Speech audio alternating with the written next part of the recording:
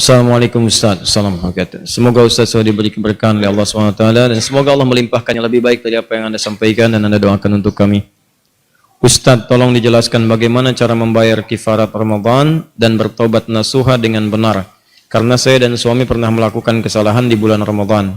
Dan bagaimana hukumnya karena saya belum bisa membayar kafarat tahun lalu sedangkan Ramadan akan tiba. Mohon pencerahannya.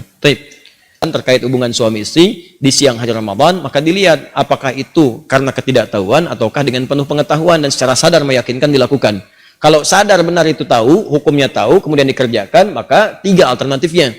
Ya, membebaskan budak, yang kedua kemudian memberi makan 60 orang miskin atau puasa 2 bulan berturut-turut. Turut-turut. Dan ini bukan pilihan, diambil yang paling sulit dulu. Karena pernah ada seorang kalau kita raja lah ya, ini kisah nyata juga, seorang raja tahu 3 hukum ini, tahu dia, maka dia sengaja berhubungan dengan istrinya di siang hari Ramadan. Sudah selesai, dia panggillah seorang mufti. Aku kecelakaan katanya, kecelakaan, aku melakukan hubungan, tolong Anda kumpulkan 60 orang miskin, saya mau berikan. Ya, apa kira-kira kafaratnya? Benar seperti itu? Kata muftinya, mohon maaf baginda, yang baginda simpulkan kurang tepat. Yang harus baginda lakukan sekarang adalah, mohon maaf, baginda harus puasa 2 bulan berturut-turut. Kalau batal, ulangi lagi. Oh, kan hadisnya nggak seperti itu.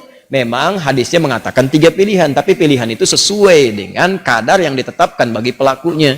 Kalau baginda kemudian menyimpulkan membebaskan seorang budak atau memberi makan 60 miskin, maka semua raja akan berlaku demikian.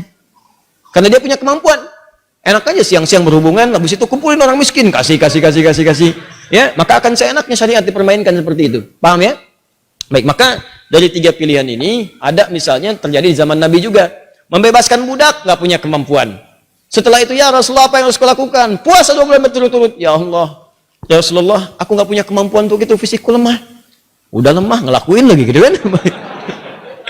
Ya Rasulullah, nggak bisa aku. Ya sudah, kalau begitu berikan 60 yang fakir miskin. Ya Rasulullah, aku orang paling miskin di sini. Berikan 60 miskin, aku orang paling miskin. Nabi ketawa mendengar itu. Setelah ketawa, Nabi pulang ke belakang. Dari belakang Nabi bawakan kemudian makanan, nih buat kamu, bawa ke rumah, nggak usah nanya lagi.